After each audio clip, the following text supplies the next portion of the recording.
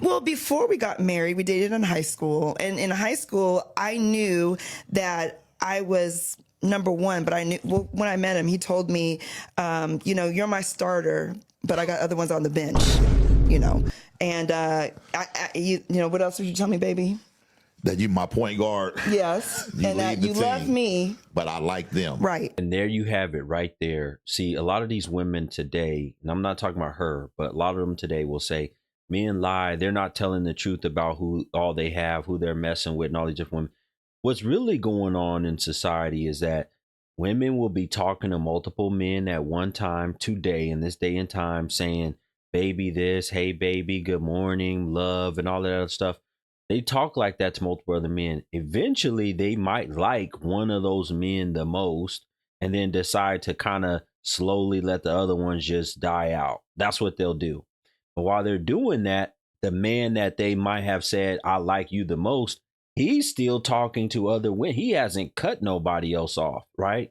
So what the women don't do is they don't tell their part in the games they were playing versus what they think the men were doing. And later they just come out and say the men were lying.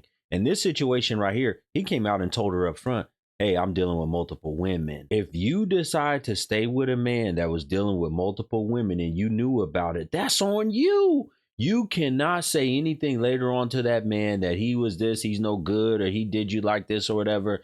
You wanted to be with this man. You liked whatever about him. And this guy right here was probably, former player, maybe a former street dude. I don't know his whole history, but that's what she liked at the time. That's what she wanted. But she decided to stay because she wanted to be the one to outlast all the other women. This is very common with women. This is what they do. So I was in a relationship I was okay with that as long as I was first. Mm-hmm. And there's a reason for that. I want, the women to know out there. I didn't know Jesus. I didn't, know who I was. What'd you say, babe? I had no value. No, you had no value. You had no worth. You did not know who you were. When she says right there, she didn't know who she was. No, she knew who she was. She knew that she was one of many. I don't buy when women say stuff like this. And I'm breaking all this down. When a woman says later on, oh, I didn't know who I was and all this stuff. Yes, you did. At that time in your life, you knew who you were. You knew what you were doing. Don't make excuses now, or I was young and all that other stuff. Listen, folks, United States law is that if you are under the age of 18, you get a woman pregnant, you got to pay child support. She can put you on child support. 16-year-old can pay child support. Y'all don't say that about 16-year-old. Say that he's a child. He shouldn't be put on child support. He have to pay. It's the law. So you can't tell me, I don't care what age you are. I don't care if she was, she's talking about high school days. But I don't care if she was 17 years old or 22 years old in college or whatever. She knew who she was and what she was doing.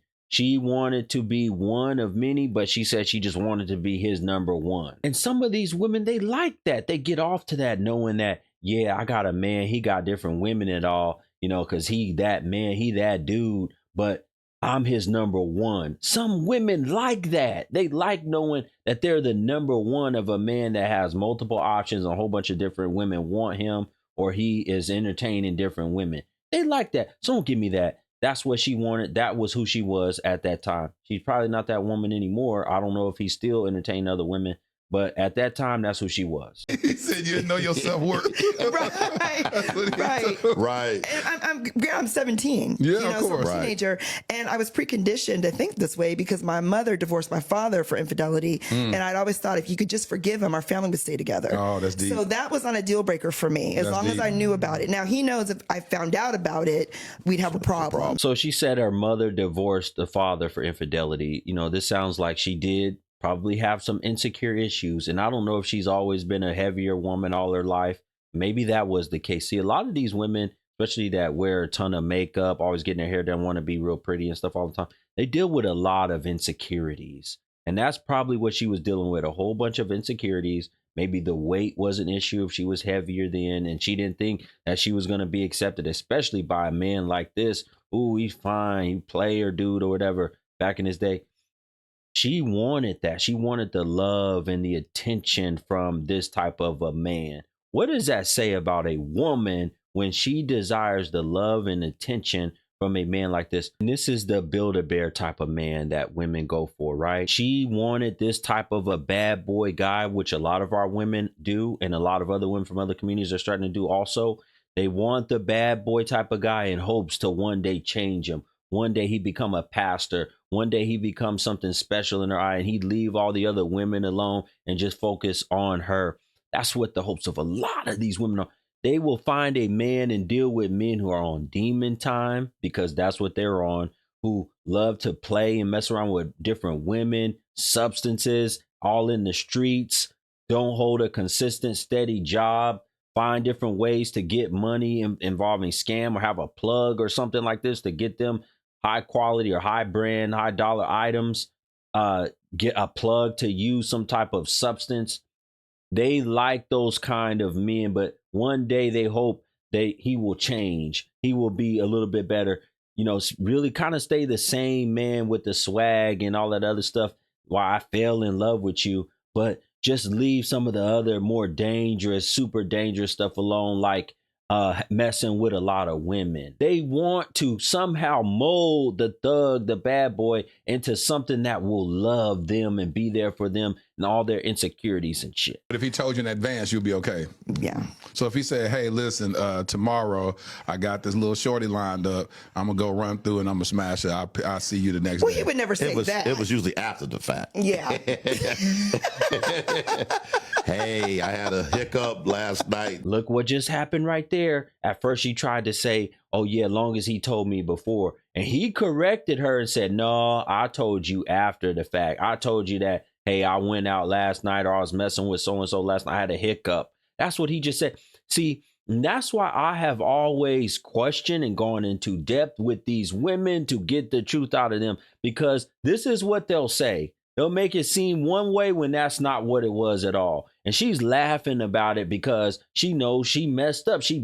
Oh my God, yeah, that's true. It actually was after the fact. After you did what you was doing with other women, then you came and told me about it. She was trying to make herself feel better and also try to protect her image on this podcast from whoever was going to watch it. She wanted to make sure it seemed like she knew everything up front. And, no, that's not what was going on. He said he would tell her after the fact, and she still dealt with him after the fact. That's why she answered him. The heads up, Yeah. Yeah. A hiccup. You were saying after the fact? The reason why this went viral is because we have so many women in our society today that are dealing with extreme amounts of insecurity, especially in the Black community, and also so many ungodly things inside of them that they have not been able to deal with or get out. We're dealing with some of the most unreligious women, the most unhumble women. These are very problematic women that we see in our society today. They're so scared of being cheated on and feel so insecure about this because most of them are doing dirt. Most of them are talking to sometimes other women and a whole bunch of other dudes all at once. DMs full of dudes messing around. And then when they finally find a dude that they really want to be with, they are scared. They are terrified of the things he might be doing, the women he might be talking, because that is who they have been. They are projecting the BS, the lies, the infidelity, the messing around with a whole bunch of different men play out in their mind over and over and over. All the different possibilities of a way that the man they really are liking is messing around and cheating on them. And then it usually ends up being that because they are messing with a man that is just like them. They didn't have any morals and they were just having fun when they started messing with the dude. And now that they really like him, they want him to have morals and not talk to or deal with other women. It's not going to happen. They get what they deserve, these jokers.